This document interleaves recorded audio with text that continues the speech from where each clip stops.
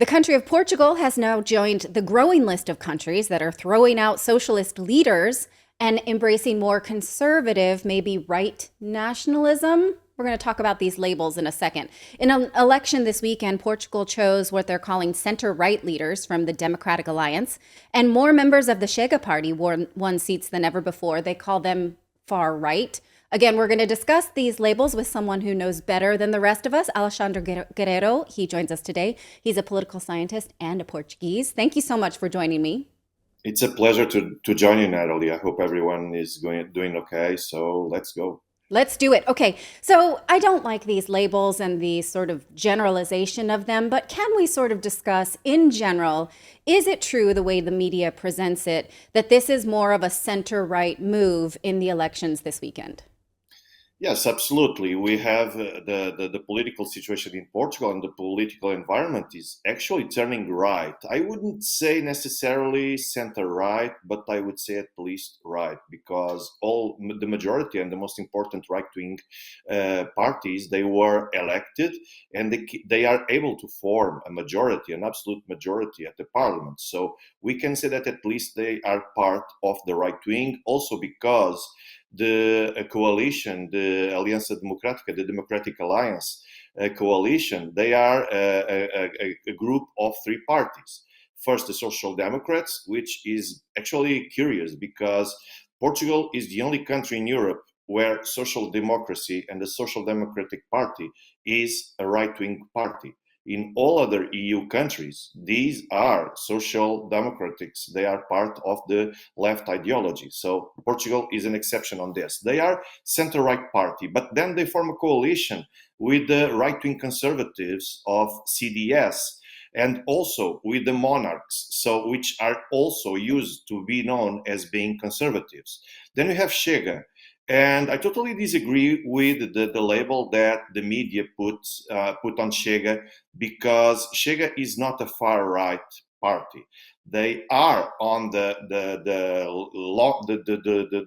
farthest part of the parliament, but on the right part. But they are not far right. Usually, in security institutions, what we use is the label far, or related with extremism, and extremism brings the idea and the notion of the resource to violent methods in order to implement an ideology.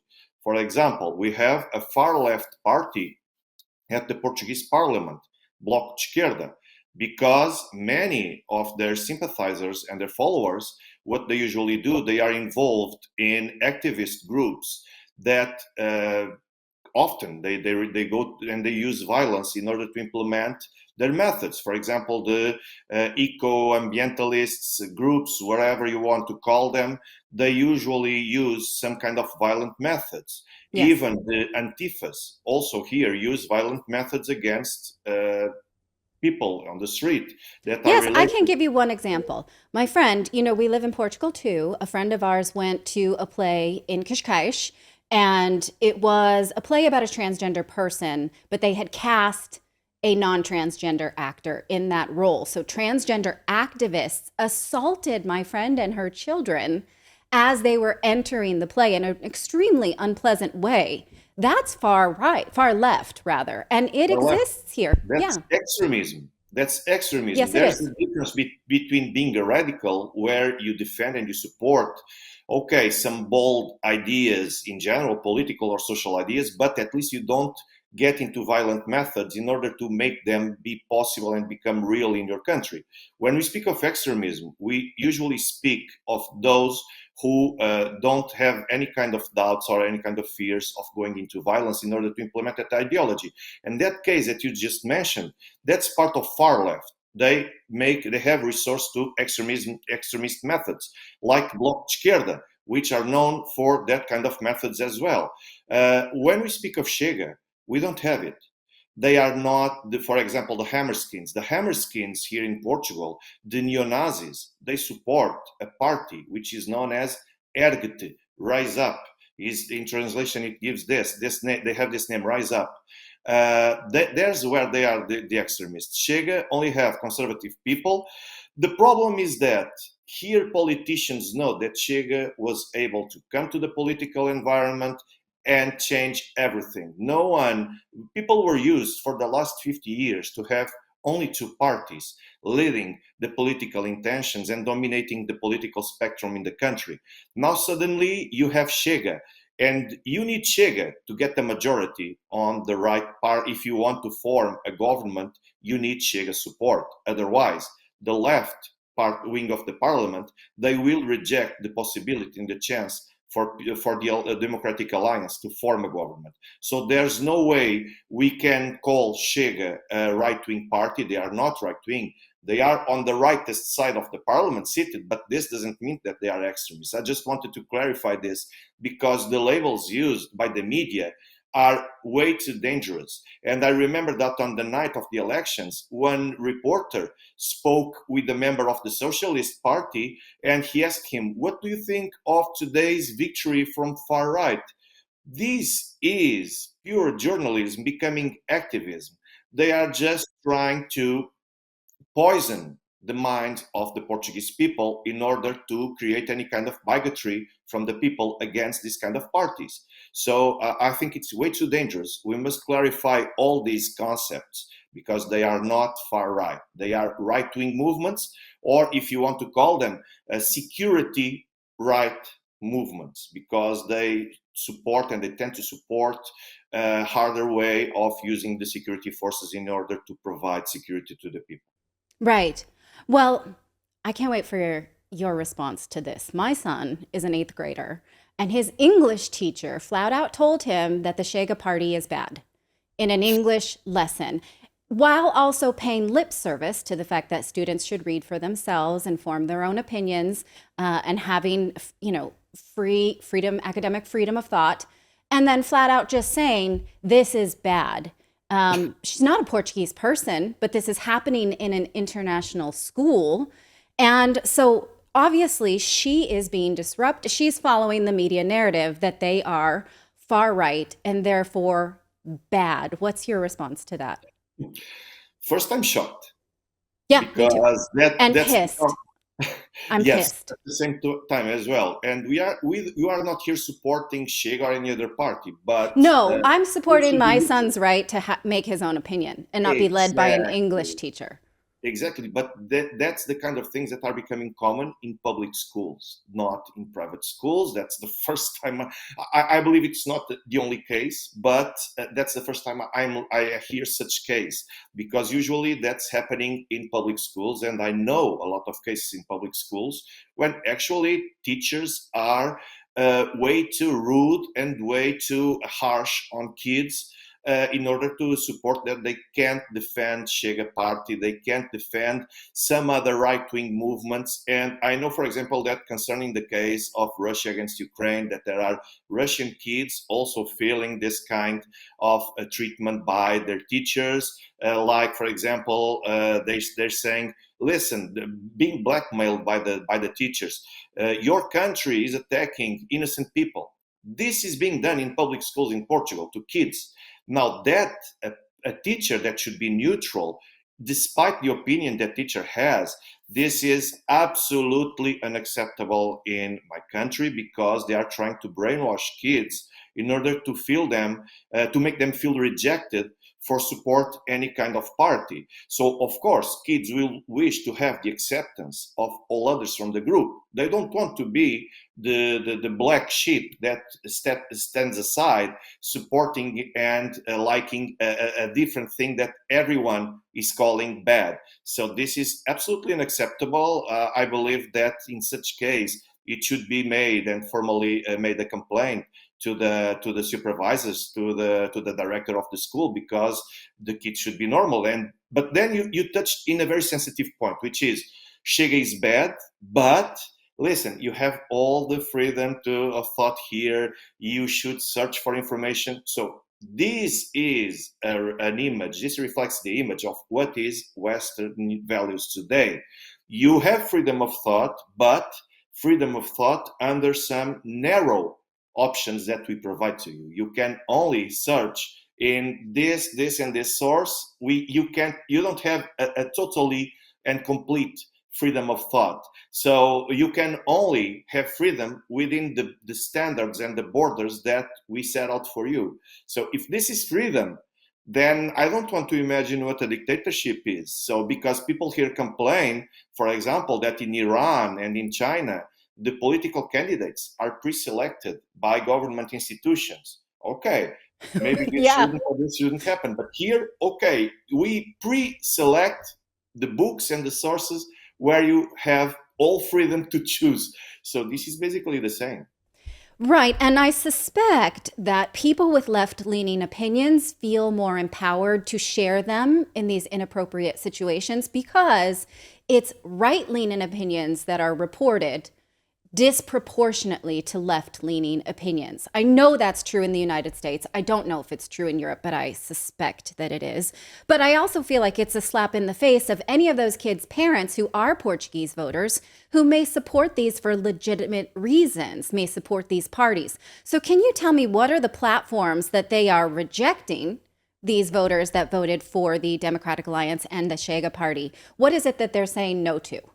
Well, you just nailed, Natalie, on that point of view, because that's why we have so many surprises on elections, because polls presently, they show what people are afraid to express in regular, ordinary life situations. For example, at schools, people are rejected. People are attacked, actually attacked and bullied because of what you said.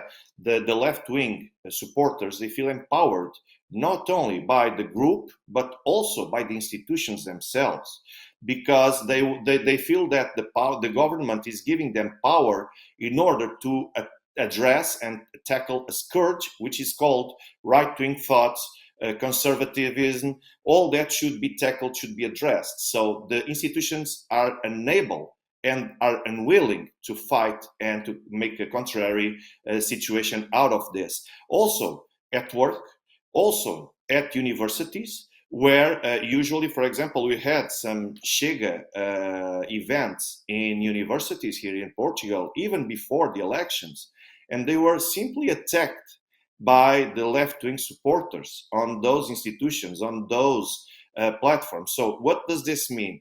This means that schools, universities, and many working places are becoming too hostile, and with the tolerance and acceptance from the state institutions to allow all these groups to do this to all those who think on and defend right-wing values. So this is becoming dangerous. The example you said from the United States is coming here. We always import the bad examples coming from abroad, and that's one of the cases. What we are witnessing here is more harsh positions, more bold positions. We have two trenches that are becoming more and more separated from with the big abyss, and they are absolutely being fed by political institutions to fight against each other and in order to finally make them prevail the left-wing values. This is becoming very, very dangerous here as well.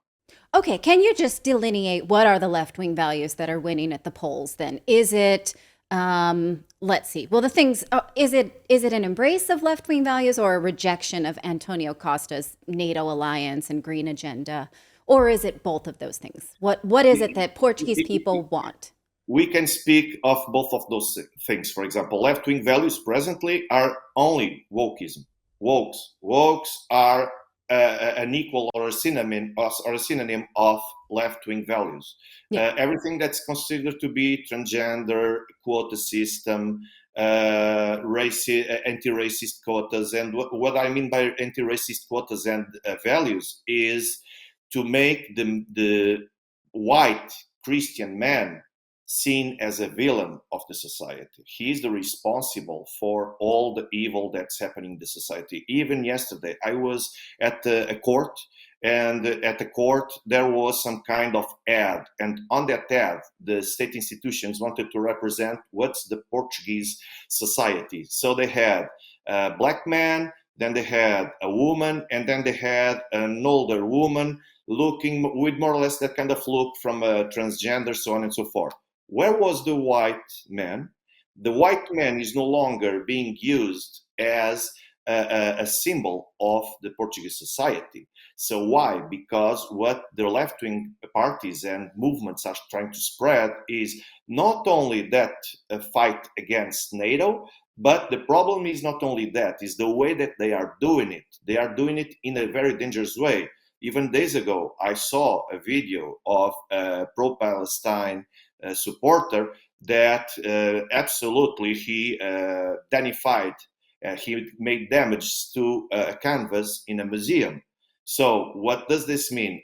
Even if I support the Palestine stance, of course I support the Palestine cause, but I cannot identify myself on these kind of methods. And for example, in the election night, what they did, they tried to, and they actually attacked the headquarters of the Democratic Alliance with ink. Okay, they tried to throw ink to the headquarters, and one can say, oh, this makes absolutely no harm to the person. It's not that. It's the kind of pressure that they are trying to impose, and they are trying to give a political statement and making a political statement. And that's how, after that, we look at schools, on the streets, at all institutions, and we see that all those who dare to say, I support Chega, they are always labeled.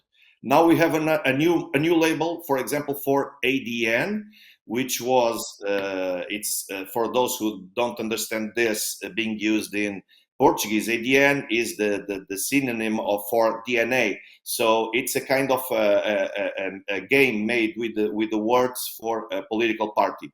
Now, because this party got 10 times more voters than in last elections, now they are trying to say, oh, all these supporters and all these voters belong to the Christian churches. So please don't vote on them.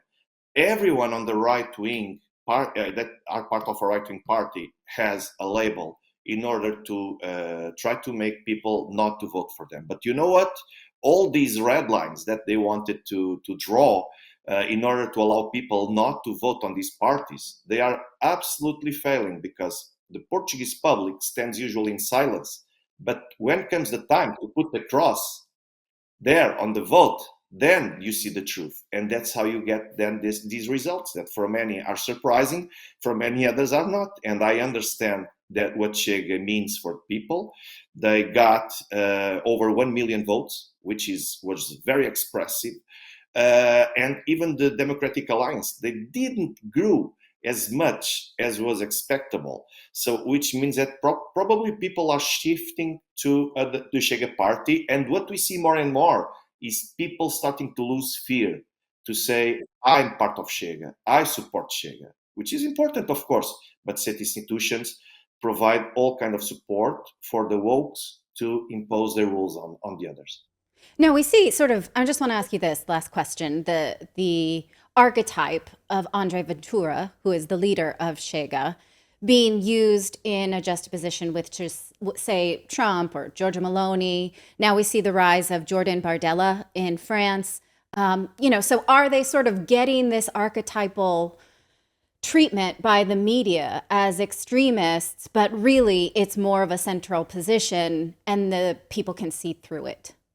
Yes, absolutely. I totally agree with that. And for example, take a look at Giorgia Meloni. Everyone was saying that, oh, she will come and she will bring the apocalypse not only to Italy but to Europe. And now you see that she became a person that actually she changed her position, because she was part of this group of politicians that you said, and where we can always also put Viktor Orban, Marine Le Pen. All of them, they are conservatives. Hmm. But Giorgia Meloni is starting to become less and less conservative, and she's adapting to the system, to the Yeah. liberal system. But all others that you said, they are just people who are not extremists. They aren't even radical. Even Andre Ventura. I know Andre Ventura in person, even many years. I met Andre Ventura many years before he even created a political party. I know the person. The person isn't racist. The party isn't racist. Defend quotas and defend more security for the streets. This isn't racism. This is actually wanting and wishing to provide security and better quality of life for the people.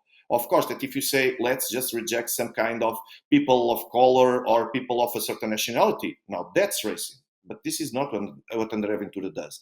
André Ventura is like, for example, Viktor Orban. He supports Christian values. The problem is that from the left-wing perspective, he's a fascist because he's way too far from all those ideals. So I just want people to look at the program, look at the ideas in a critical way, and not follow the labels from the media. Okay, thank you for that. I really appreciate it. I do have one more little question about labels. You talked about white men representation in Portuguese documents, and I think that maybe most people think that Portuguese and Spanish are Latin and don't see them as Europeans or white Europeans, but that's what you're categorizing, right? My blood is Spanish, is part Spanish, and that is European. So when you say white men, Portuguese men consider themselves that? No, we consider ourselves as European, Caucasian, but Latinos. Okay. We are part of the Latino Both. community. Both. Both. Yes. Okay. Yes. I just wanted to clarify those labels. All right. Thank you so much. It's always a pleasure to talk to you. You can follow Alexandre Guerrero on X, and he always has great perspective there. Thank you so much again. Thank you too, Natalie. I really hope you enjoyed watching this video. You know, YouTube thinks that you'll actually like this next video right here. It's personalized based on your own viewing habits. So if you watch the video, please leave a comment. Let us know what you think about it. And we will see you next time, everyone.